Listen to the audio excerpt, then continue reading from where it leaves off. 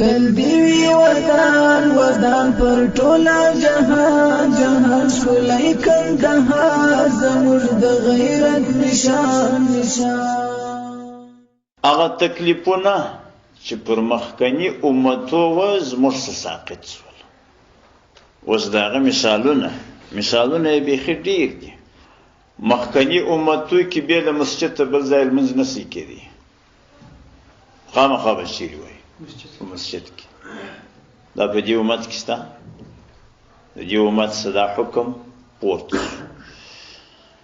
په مخکني امتو کې بیا له اوبو په بل شي طهارت نه راکړي، او په دې امت کې په خاورو هم چې شي راځي طهارت راځي. او په مخکني امتو کې د صوم په باب دا خبره وه چې ماخستن به بیده سو بیا اکل چې شو حرام، بس چې ماخستن بیا خوراک وکړي بیده به سو، وروسته اکل حرام. دا په دې امت کې شته، وادي پیشلمیان نه کو د نوم وروسته.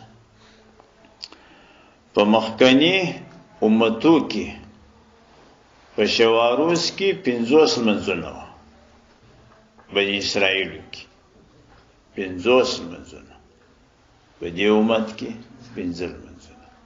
په مخکني امتو کې زکات ربع د مال وه، ربع د مال مختصرمه حصه ده، او په دې امت کې 40مه حصه ده. څونه سهولت شو. په مخکني امتو کې یوه حسنه په حسنه وه، یعنی چې نیکي یې کړې وای نو یوه حسنه پر یوه حسنه شمار جزا د یوې حسنې ورکول کېده. او په دې امت کې الحسنة بعشر امثالها. تل دیوی ودان ودان پر ټولا جهان جهان ښکلی کندهار زموږ د غیرت نشان نشان.